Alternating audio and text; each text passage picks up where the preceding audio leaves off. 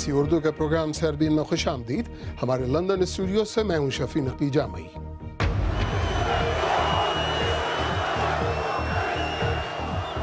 ترکی میں ریفرنڈم کی کامیابی کے بعد حزب اختلاف کا اس کی شفافیت پر اعتراض، مگر الیکٹورل بورڈ نے اسے درست قرار دیا ہے.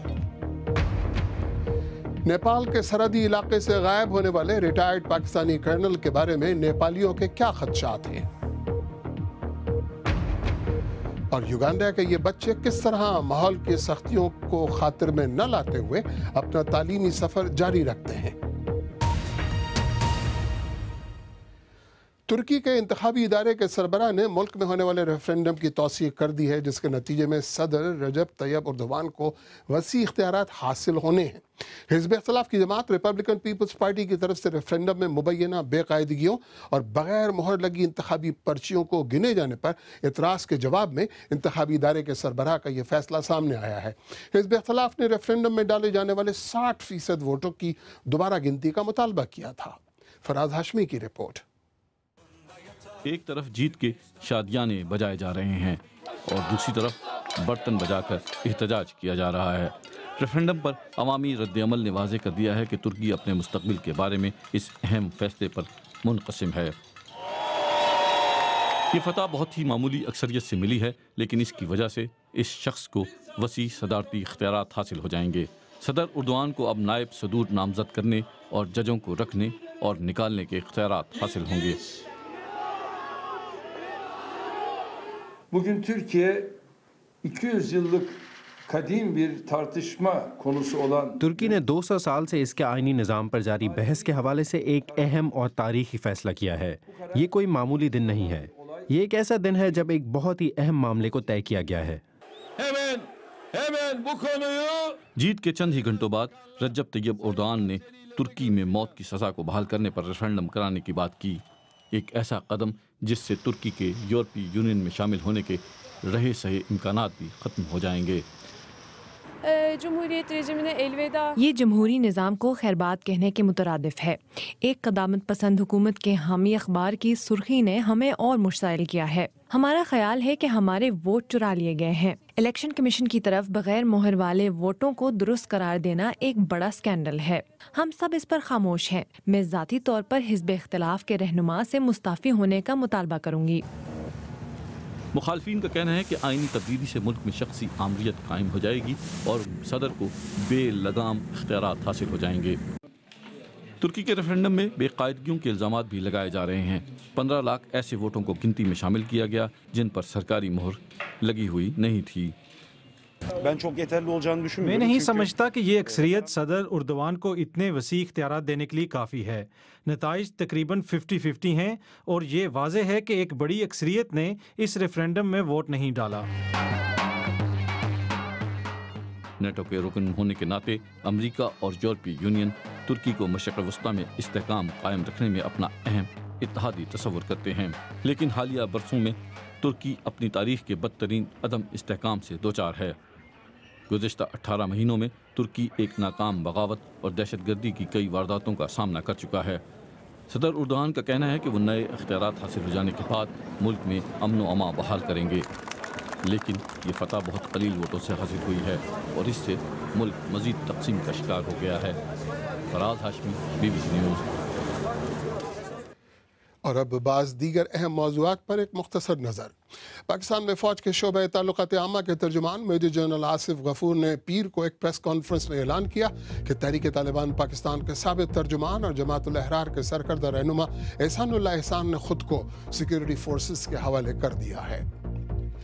اسرائیلی جیلوں میں قید 1000 سے زیادہ فلسطینی قیدیوں نے جیلوں کے اندر نامناسب انتظامات کے خلاف مشترکہ طور پر بھوک ہڑتال کرنے کا اعلان کیا ہے. اس بھوک ہڑتال کی قیادت مروان برغوثی کر رہے ہیں، جو 5 اسرائیلیوں کے قتل کے الزام میں قید ہیں. برغوثی کے بارے میں خیال کیا جاتا ہے کہ وہ فلسطینی اتھارٹی کے آئندہ صدر ہوں گے. امریکی نائب صدر مائک پینس نے کہا ہے کہ شمالی کوریا کے بارے میں امریکہ کی دفاعی صبر کی پالیسی کا زمانہ ختم ہو گیا ہے. مائک پینس نے یہ بیان شمالی کوریا جنوبی کوریا کے درمیان غیر فوجی علاقے میں دیا، جہاں وہ جنوبی کوریا کے لیے امریکہ کی حمایت کا اعادہ کرنے کے لیے گئے ہیں. पाकिस्तान के साबिक लेफ्टिनेंट कर्नल मोहम्मद हबीब ज़ाहिर की नेपाल में पुरस्कार गुमशुदगी अभी तक एक मुअम्मा है। पाकिस्तान ने अगरचे अब तक बाज़ाब्ता तौर पर किसी पर इल्ज़ाम नहीं लगाया, लेकिन उसका कहना है कि इस मामले में वो दुश्मन एजेंसियों के किरदार को मुस्तरद नहीं करता। उधर नेपाल में आम तासुर यह है कि कर्नल हबीब ज़ाहिर भारतीय एजेंसियों के कब्जे में हैं। लुम्बिनी, नेपाल से हमारे नामनगार शकील अख्तर की रिपोर्ट।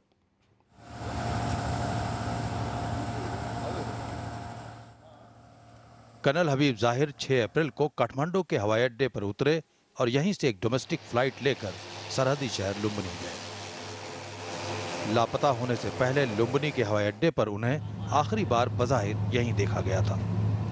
यह हवाई अड्डा भारतीय सरहद से चंद किलोमीटर के फासले पर है। लुम्बिनी की मुकामी पुलिस और क्राइम ब्यूरो के ऑफिसर्स इस मामले की तफ्तीश कर रहे हैं। यसमा हाम्रो लोकल पुलिस युनिट्सहरू लागिराखेको छ। त्यहाँका अपराध अनुसन्धान गर्ने टिमहरू डिस्ट्रिक्टको, त्यसपछि जोनल पुलिस अफिसको। नेपाल पुलिस के तर्जुमान कह रहे थे कि पहले दिन जो सुराग मिले थे उसी की बुनियाद पर तफ्तीश की जा रही है। We can't rule out involvement of hostile agencies in his disappearance. Pakistan इस मामले में दुश्मन एजेंसियों के मुलविस होने के इम्कान को मुस्तरद नहीं करता, जबकि इंडिया इससे कतई लाइल्मी जाहिर करता है। The capture of the army officer, I must say I have no information on this. Pakistan army officer, these reports, I have no information. लेकिन नेपाल में आम तासुर ये है कि इसमें भारत का हाथ है। People blame on India. They blame on India because we have an open and porous border. इसलिए उधर ज़्यादा प्रॉब्लम है। तो इसमें तो पाकिस्तानी नेशनल का किडनैप का और डिसअपीयरेंस का सवाल है। इसलिए थर्ड कंट्री नेशनल का डिसअपीयरेंस के सवाल में पब्लिक में एक सस्पिशन है।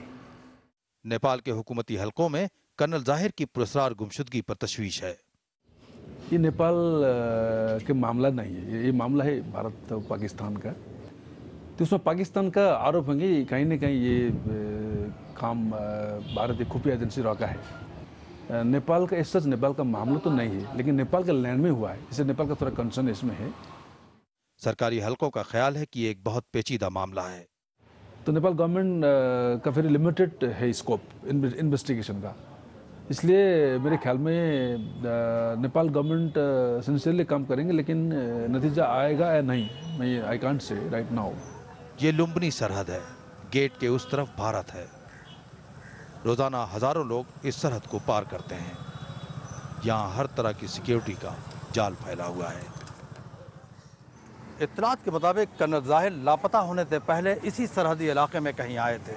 मुकामी तफ्तीशकार ये सुराग हासिल करने की कोशिश कर रहे हैं कि कर्नल ज़ाहिर पुरस्कार तौर पर यहाँ से कहाँ लापता हो गए।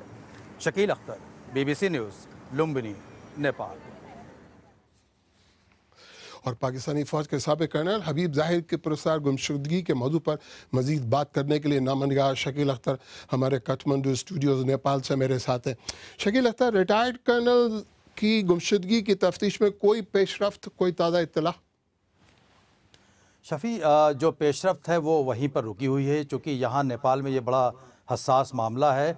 तो पुलिस को तो जो उन्हें अंदाज़ा भी है वो ऑफ द रिकॉर्ड बहुत सारी बातें बताते हैं, लेकिन सरकारी तौर पर वो यही कहते हैं कि जो पहले दिन जो जानकारियां मिली थी, इत्तलात मिली थी, उससे बात आगे नहीं बढ़ पाई है। ऐसा लगता है कि वो इंतज़ार कर रहे हैं कि कोई मामला खुद सामने आए, लेकिन तफ्तीश में बज़ाहिर कोई पेशरफ्त नहीं हुई है, कोई नया सुराग नहीं मिला है। बस ये पता चलता है कि वो लुम्बिनी गए, और लुम्बिनी में जब वो गए तो ये भी पॉसिबिलिटी है कि उनके साथ काठमांडू से लुम्बिनी तक कोई रहा हो, क्योंकि जो तस्वीरें ली हैं वो किसी दूसरे शख्स ने ली है, तो ये बहुत मुमकिन है कि उनके साथ कोई रहा हो। अच्छा शकील अख्तर, जैसे आपने खुद अपनी रिपोर्ट में बताया कि खुद नेपाल में आम तौर पर यह समझा जा रहा है कि कर्नल ज़ाहिर को इंडियन खुफिया इदारों ने उठाया है, तो इस शुबे की बुनियाद है क्या?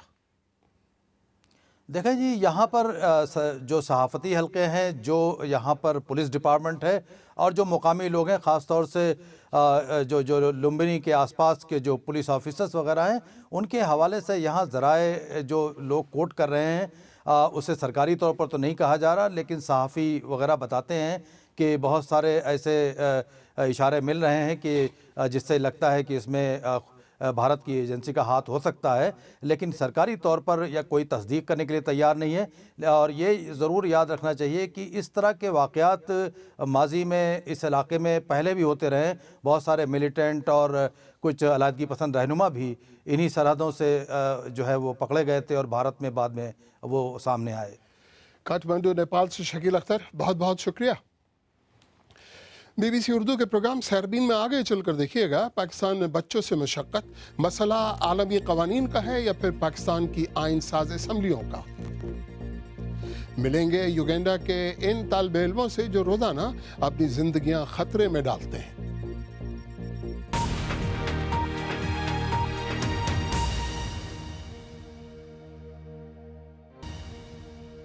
بی بی سی اردو کے پروگرام سیربین میں ایک بار پھر خوش آمدید۔ پاکستان میں بچوں کے حقوق کے لیے کام کرنے والی غیر سرکاری تنظیموں کا کہنا ہے کہ عالمی قوانین ہونے کے باوجود پاکستان کی آئین ساز اسمبلیاں بچے کی عمر کا تعین کرنے میں ناکام رہی ہیں، جس کی وجہ سے چائلڈ لیبر یا بچوں سے مشقت کے خاتمے کی کوششوں میں مشکلات درپیش ہیں۔ اسلام آباد سے شمائلہ خان کی رپورٹ۔ 17 سالہ محمد وارث کو گھر کے معاشی حالات نے ستایا تو انہوں نے تعلیم ادھوری چھوڑ دی۔ والد بے روزگار اور والدہ بیمار رہنے لگیں تو مختلف کام کرنے شروع کر دیے، لیکن سالوں کے تجربے کے باوجود ان کی بیگار انتہائی کم ہے۔ میں نے کہا گھر میں لٹر پھرتا ہوں، گھر میں کچھ آئے نہیں ہے تو کام تو کرتا ہوں، ابھی فارغ پھرتا رہا ہوں۔ میں نے پھر ادھر آ کر کام شروع کر دیا۔ ادھر روز کے 50 روپے دیتے تھے اور 200 روپے ہفتہ دیتے تھے، ہم نے کام گزارا چلا لیا۔ پھر عالمی قوانین کہتے ہیں کہ پیدائش سے لے کر 18 برس تک کا شخص بچہ کہلاتا ہے، لیکن ملکی آئین کے تحت بچے سے مراد وہ شخص ہے جس کی عمر 14 سال سے کم ہو۔ اس کے علاوہ صوبوں اور ملکی آئین میں بھی تضاد پایا جاتا ہے۔ صوبہ پنجاب میں بچے کی عمر 15 سال متعین ہے، جبکہ بقیہ تینوں صوبوں سندھ، بلوچستان اور خیبر پختونخوا میں یہ عمر 14 برس ہے۔ عالمی قوانین سے ملکی اور صوبائی قوانین کے اس تضاد سے چائلڈ لیبر کے خاتمے کی کوششوں پر کیا فرق پڑ سکتا ہے؟ یہاں ہمیں یہ ایک تضاد نظر آتا ہے کہ جب لازمی اور مفت تعلیم 16 سال تک اس بچے کو ملنی ہے، لیکن اگر وہ اسی طرح 14 سے 16 سال تک کا بچہ اگر فیکٹریز اور دوسرے فارمل سیکٹرز میں کام کر سکتا ہے تو پھر وہ تعلیم کیسے حاصل کرے گا؟ سرکار آخر میں وہ ذمہ دار ہے، اس کو ہر حالت میں اسٹیٹ کو یہ انشور کرنا ہے کہ بچے کی ویل بینگ سب سے پہلے آگے۔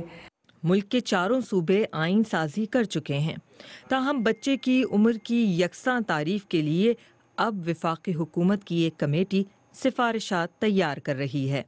اس پر بلا شک و شبہات چاروں صوبوں کی اور فیڈرل تک کی بھی آپس میں رائے متفق نہیں ہے۔ وجہ اس کی یہ ہے کہ ہر ایک کی اب پروونشل اٹانومی ہے، ہمارے پاس اختیارات نہیں ہیں لیکن سفارش کرنے کا حق ہمیں حاصل ہے۔ تو اس معاملے میں ہم یقینی طور پر ایک سفارش مرتب کریں گے۔ پاکستان کے چاروں صوبوں میں چائلڈ لیبر کے خاتمے کے لیے نئے قوانین بنائے جا رہے ہیں، لیکن مبصرین کا خیال ہے کہ بچوں کی تعلیم، صحت اور ان کے حقوق کے تحفظ کو یقینی بنانے کے لیے پہلے سے موجود قوانین پر عمل درآمد ضروری ہے۔ اس کے علاوہ ضرورت ہے کہ بچے کی عمر سے متعلق تضاد کو ختم کر کے عالمی معیار کے مطابق 18 سال پہ متفق ہو جایا جائے۔ شمائلہ خان، BBC نیوز، اسلام آباد۔ آئیے دیکھتے ہیں کہ ہماری ویب سائٹ bbcurdu.com پر کون سی خبریں اور کالم زیادہ پڑھے گئے۔ پاکستانی فوج نے حیدرآباد سے لاپتہ ہونے والی طالبہ نورین لغاری کی گرفتاری کی تصدیق کرتے ہوئے ان کا اعترافی بیان جاری کیا ہے۔ کالعدم جماعت تحریک طالبان پاکستان کے سابق ترجمان احسان اللہ احسان کی گرفتاری پر ہارون رشید کا کالم، اور نریندر مودی کے پاس کشمیر کے لیے کیا روڈ میپ ہے، راجیش جوشی کے اس کالم میں بھی بہت دلچسپی ہے۔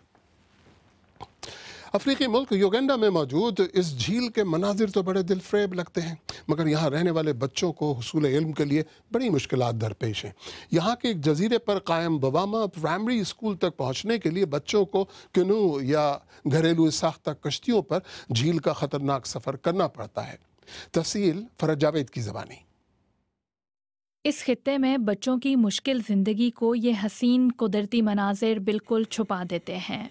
ज़्यादातर बच्चों को तालीम की खातिर कश्तियों के ज़रिए इस जजीरे पर आना पड़ता है। बोआमा प्राइमरी स्कूल आना इन बच्चों की तालीम के लिए कलीदी है। ये घरेलू साख्ता कश्तियाँ हो सकता है बहुत महफूज ना नज़र आती हों, लेकिन स्कूल ये कश्तियाँ अतिया करने वालों का मशकूर है। बच्चे बाज़ दफ़ा 10 और 10:30 बजे तक पहुंच पाते हैं। बाज़ दफ़ा जब हम 8 बजे स्कूल शुरू करते हैं तो बच्चों के आने तक 2 पीरियड गुजर चुके होते हैं। स्कूल आने का जरिया चाहे कुछ गैर महफूज लगे, लेकिन आसपास के स्कूलों के मुकाबले में बोआमा स्कूल का मयार काफ़ी बेहतर है। लेकिन तमाम बच्चे इतने खुशकिस्मत नहीं कि मुश्तरका कश्ती सर्विस के जरिए स्कूल जा सकें। 12 बरस की डेजी नमोसीमा को अपने 2 भाई बहनों के साथ दूसरे ऐसे बहुत से बच्चों का इंतज़ार करना पड़ता है जिनके साथ वो खुद चप्पू चलाती हुई घर जा सकें। सुबह हम सब एक दूसरे का इंतजार करते हैं, जिसके दौरान किश्ती दूसरी जानिब के कई चक्कर लगाती है, क्योंकि बच्चे बहुत होते हैं और एक ही चक्कर में किश्ती में नहीं समा पाते। डेजी की वालिदा मीडियाज बहवा मातसीको को अक्सर घर के काम काज छोड़कर और अपने कमसिन बच्चे की जिंदगी भी खतरे में डालते हुए कश्ती में 20 मिनट तक का सफर तय करना पड़ता है। कश्ती का सफर बच्चों के लिए एक बड़ी मुसीबत है। अक्सर वो सुबह उठकर जब साहिल पहुंचते हैं तो पता चलता है कि कश्ती तो चोरी हो चुकी है। अगर मैं या मेरा भाई मदद के लिए आसपास ना हो तो उस रोज वो स्कूल नहीं जा सकते। बाज दफा अगर हम उन्हें स्कूल पहुंचा सके हों और मौसम खराब हो जाए तो हमें इन बच्चों को बाहिफाजत घरों तक वापस लाने के लिए बड़ी मेहनत करना पड़ती है। लेकिन फिलहाल तो झील बुनियोनिये के बच्चे मुस्तकबिल की खातिर माहौल की सख्तियों को रोंदते हुए अपना तालीमी सफ़र जारी रखे हुए हैं। अगर आप चाहें तो मुझसे और हमारी टीम के दीगर साथियों से ट्विटर पे भी रब्ता कर सकते हैं। मेरा ट्विटर हैंडल है @शफ़ी_नकी_जामई। इसके साथ ही सैरबीन इख्तिताम को पहुंचा, लेकिन प्रोग्राम में पेश होने वाले मौज़ूआत पर अगर आप अपने ख़यालात का इजहार करना चाहें तो फेसबुक पर हमारा सफ़ा हाजिर है। आप हमारे ट्विटर हैंडल @BBC उर्दू के ज़रिए भी हमसे रब्ता कर सकते हैं। मुझे पूरी टीम समेत इजाज़त दीजिए। खुदा हाफ़िज़।